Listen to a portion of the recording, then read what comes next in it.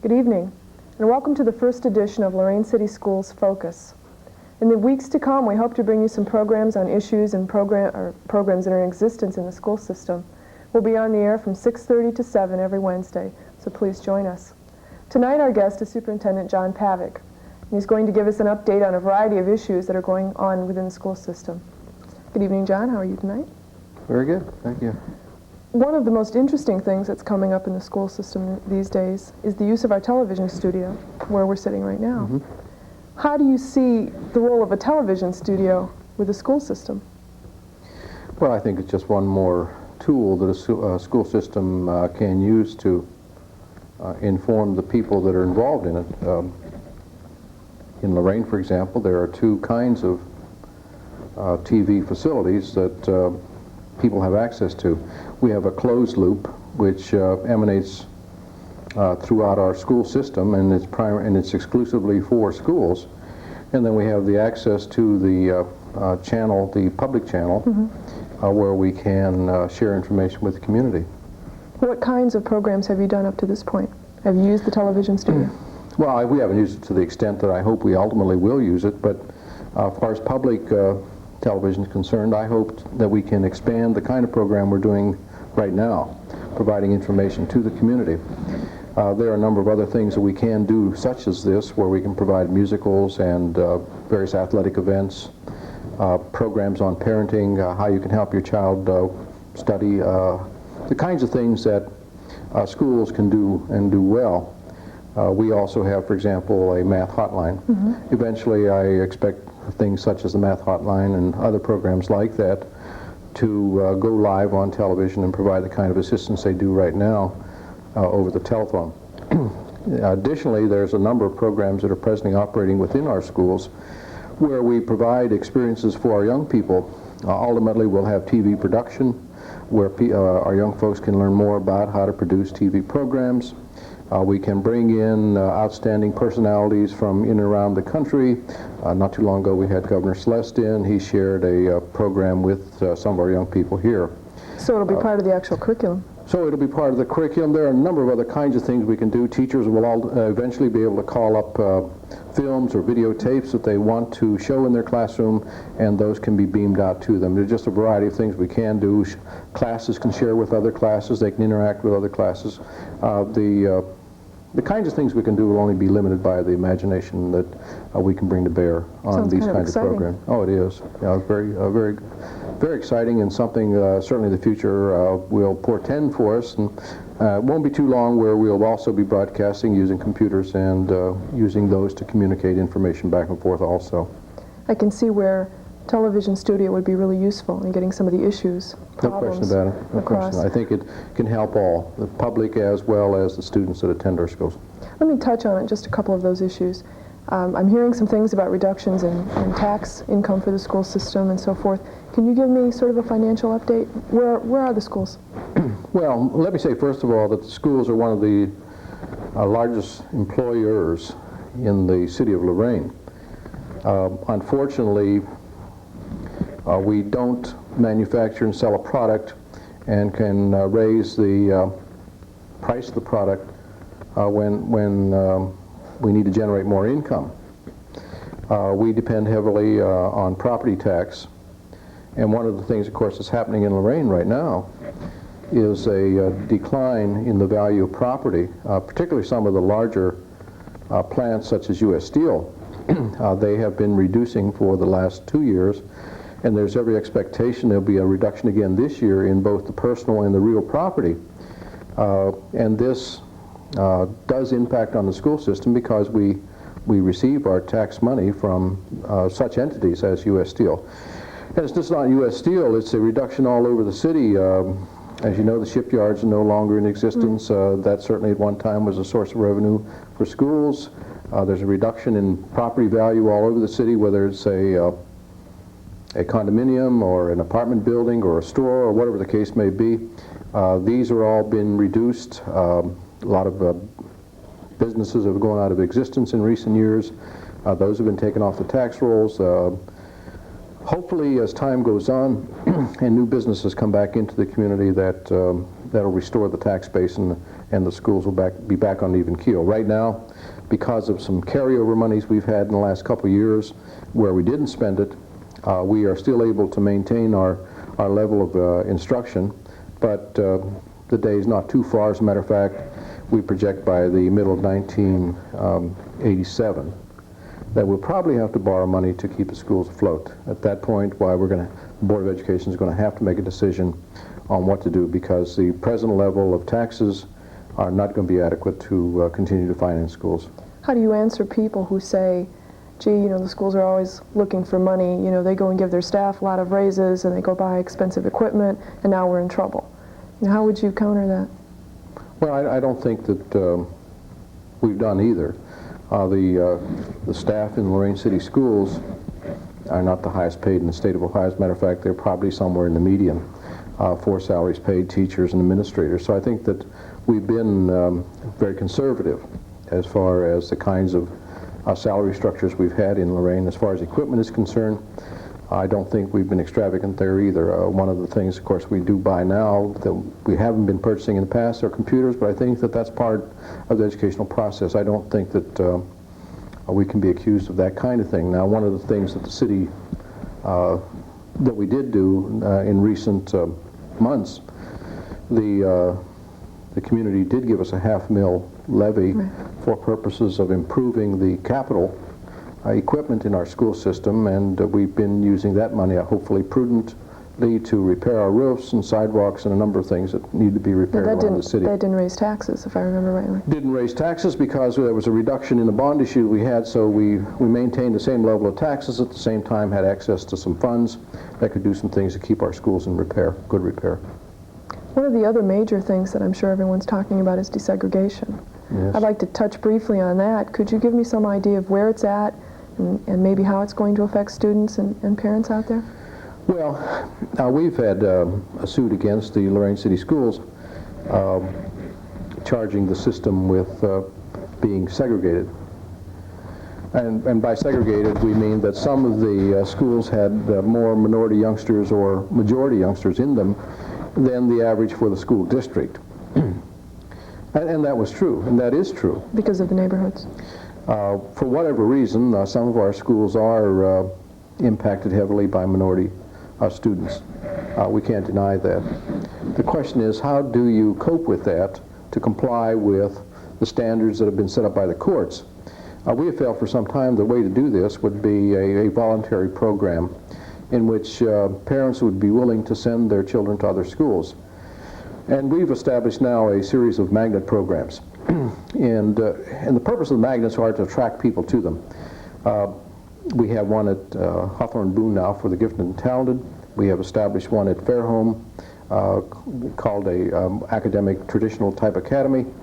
And these two have worked well. They've attracted students into them. And those schools are racially balanced. As a matter of fact, there's a waiting list for both schools. This coming year, we plan several more magnets, and we think that they'll also enjoy the same success as the Hawthorne and Fairholme magnets have. In talking about some of the future magnets, it's come up at several meetings, the idea of bilingual education in the Phoenix School. Could you go into that a little bit? There's been a controversy about the whole idea of bilingual education. Well, there's a controversy about bilingual education, and I'm not sure that I'm not sure it's a founded fear. I think the concern has been teaching children in other languages. Now, that's not the purpose of any program we have here in Lorain. I'm not even sure that bilingual education is an appropriate term to use. Our primary and major concern in our school system is to assist our young people learn English, because that's the language of the land, and if you're going to function in society, you better know your English language. So our primary goal is to teach the young people how to function in English. Now, how you do this is maybe the only issue that one should deal with here. Our purpose is to teach English, and the manner in which we teach it, I think, is critical. Now, there are those who would say, let's immerse them in a totally English environment and they'll learn. And I liken that to throwing somebody in the water and saying, swim. Some do and some don't. And I think that that's the experience we've had throughout the United States. Some of the young people that are exposed to a total immersion program do learn to speak English and write it and function. Many of them don't, and I think that that accounts for the large number of dropouts that we have, particularly among the Hispanic children in Lorain as well as throughout the country. What we're attempting to do is provide a gradual transition into the English language environment so that they can taste success as they move into it, and as they ultimately achieve that success, then they slide into a totally English environment and function, hopefully, in an English so they gradually move out of society.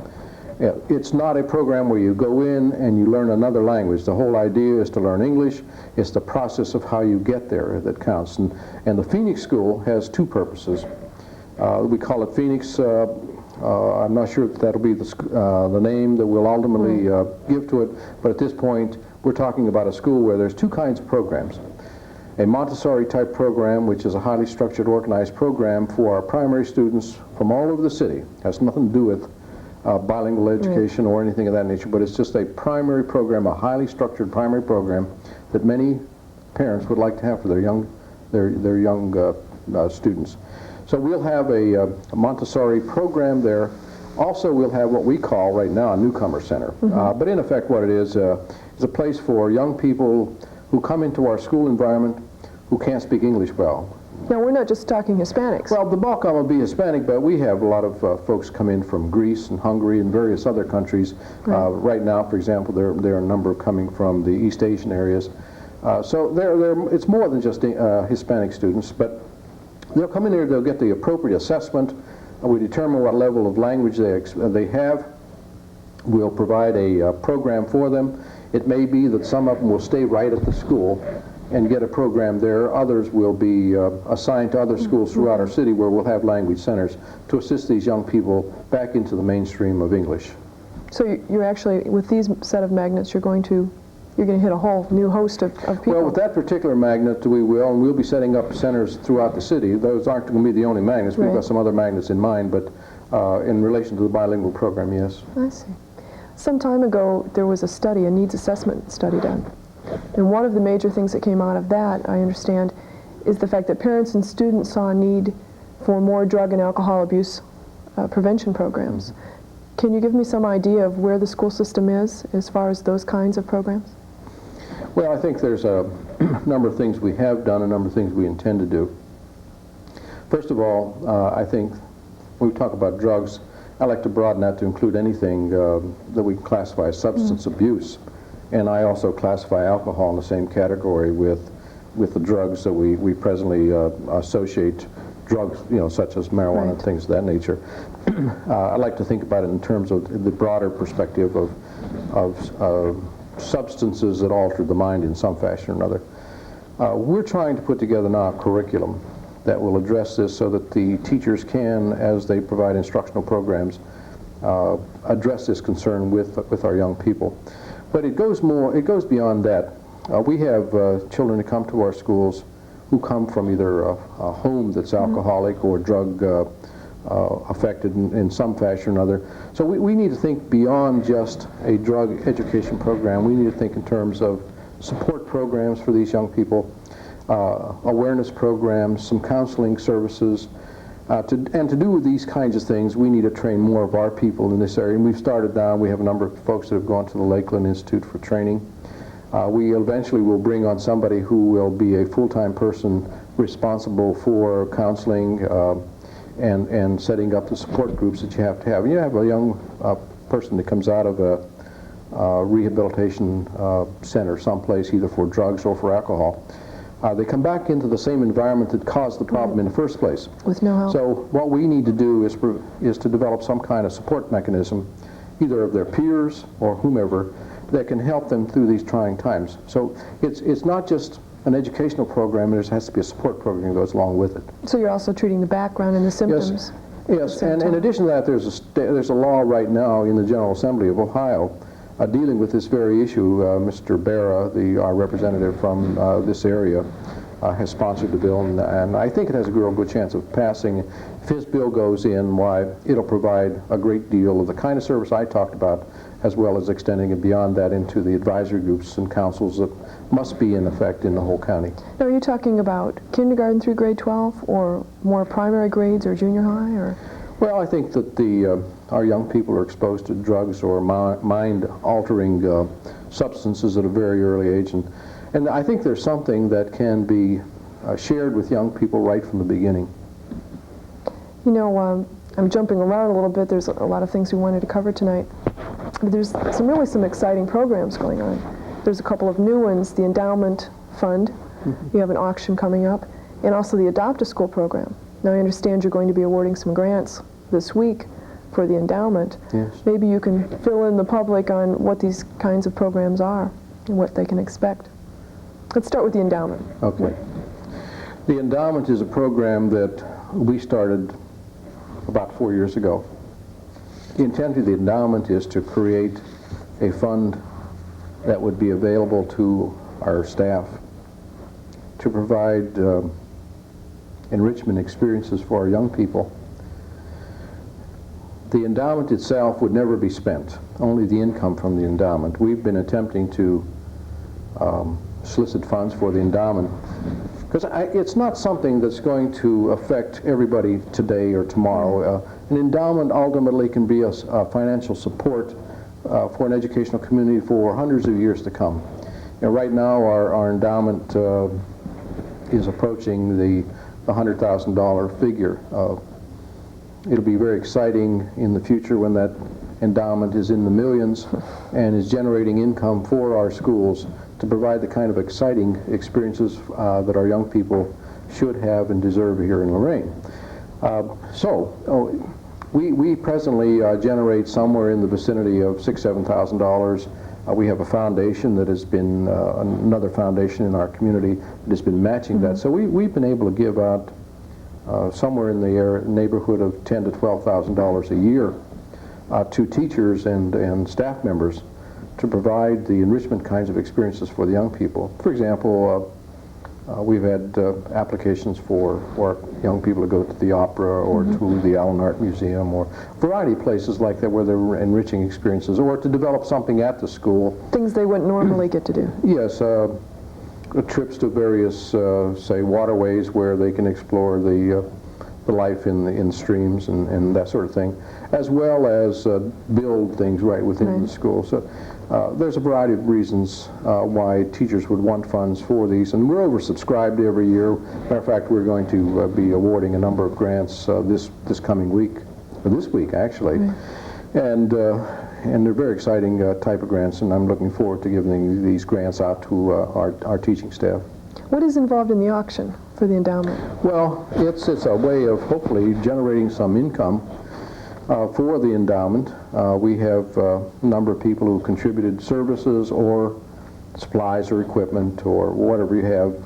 Now this will be televised. There's going to be a live telecast, and people can call in and bid on these items, and they can also come over to the TV studio here, take a look at them, and do some bidding. But yeah, it's going to be kind of exciting. I'm looking forward to it. They have a lot of celebrities, I understand, who will also be contributing some of their time to this. So it's going to be an exciting thing, and hopefully we can raise some money for the endowment. Now the Adopt a School program has about a year. It's been in existence. How is that going, and what is it? Well, the Adopt a School program is a mechanism that has been developed for us to work more directly with businesses in our community. In essence, what has happened here is a school and a local business collaboratively adopt each other and share resources and get a better working relationship of what the other does. For example, we've had various car dealers in our community adopt a school, and the schools have provided artwork and a number of other things into the school, into the showrooms of the auto dealers, and the auto dealers have come into the schools and provided chaperones and taken our young people on field trips. But the whole idea is to get a better working relationship between schools and the business community. Whatever happens in our schools ultimately affects the business community. Right. And I think we need to make sure that we keep this relationship open. So I'm kind of excited about what we have going here. It's been exciting. It's been... Has it been successful, you think? I think it's been very successful. It's one of those programs where, you have some immediate reaction to a program, but it's the long-range effects of something like this that'll take some time before you really see the real fruits of this, because I think that too long schools have been isolated from the community. Parents certainly come into the schools, but we've never really had that portion of the community that pays a major part of the tax bill taking an active role in the school community, and I'm kind of excited about that. Do you find, are you getting a response from business saying, boy, we didn't know what the schools were like and we're really surprised? Yeah, there's no question about that. As they come into the school, see what's happening, find out how well behaved and orderly schools are and the kind of learning that's taking place there, it's been very exciting for them. As a matter of fact, one of the things that just recently happened with us, in what I think portends the future as far as schools are concerned, is a relationship we now have with some of the local industries providing training programs for their people through either the computer or the literacy programs. Just recently we signed a rather large contract with the Ford truck plant out in Avon to provide instructional programs for their employee groups, as well as some technical training in the area of computer science and the like. And I think there's going to be more of that kind of thing happening. So it's time that the schools and the business community did form this linkage that's been missing. So you see it expanding in the years to come? Yes, indeed. I just have one more question for you. I know you've been in Lorain for a long time, you've been in education for a long time. Do you see a lot of changes? Where do you think education's going?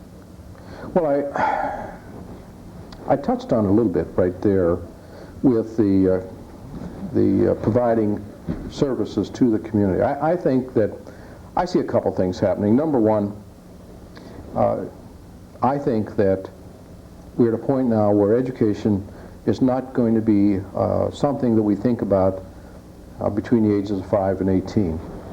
Education is a lifelong experience, and I think that schools have to recognize that too. Here in Lorain, we are providing a number of other programs where we do the apprentice training for a number of industries. We provide skill training programs for a number of employees in other agencies. We provide fire training for some of the utility companies. Some of our people are coming back to school, finishing up their degree, getting their high school diplomas. We provide technical assistance, similar to what we described at the Ford plant. So I see the public sector, public school sector, providing an educational experience for the citizens of the community from early age right on through their adulthood and as far as they want to have this experience. I see us providing guarantees that everybody that goes through the public school will be able to function in the society, even if it means providing training beyond high school. That's one thing I see that is becoming more and more apparent, that education becomes a lifelong endeavor. Secondly, I think that in this world of technology, I think we now see the computer taking a more active role in the educational process. It'll never take the place of a teacher, but I think there's some things that a computer can do that no one else can, and that's gather information. It hasn't been too many years, matter of fact, probably only a decade or so back, where we were lucky to have 50,000 computers in the whole world. And there was some thought expressed by some of the people from RCA that that would be probably more computers than we'll ever need. Well, today's society, there's 50,000 computers coming off the assembly line every day. And the reason is very obvious. They can do a lot of things that the humans won't have to do, the drudgerous kind of thing. So as far as education is concerned, where we've equated scholarly effort with research, we now see the computer being able to, with a phone modem, plug into any major library in the United States, gather all of the data available on a given topic, so that the student has that information accessible to them immediately. They then can do the kinds of things we keep talking about in education, the critical thinking, the application, the synthesizing of information, and then using that information in a critical way to make decisions. I think that in that role, you're going to see a difference as far as teachers are concerned, and the kind of thing they'll be doing. They'll be working with our young people to help them facilitate information in a way that they can make these major decisions, the critical kinds of decisions that need to be made in society. So I see schools doing more teaching of higher order skills than they have before, and I see the whole society moving forward and upward because of what's happening now in this computer age. Less work by rote and more actually having to think Exactly. about Well, there'll be things. more rote kind of stuff occurring in the lower grades with the computer doing it. The computer can stick on task a lot more than a teacher, for example, would. That it's kind of a drudgerous task of doing the same thing over and over. Computer can provide that feedback to a student until such time as they get it. But I think the teacher's role changes somewhat. It frees the teacher they become up. more of a facilitator of information as opposed to someone just providing information to students. Allows them more creativity. Exactly. To working with the kids. Thank you for talking with us tonight. I really appreciate it. That concludes our program. Join us next week, every Wednesday from 6:30 to 7, and we'll try to have some interviews and some issues for you to think about. Thank you for joining us. Good night.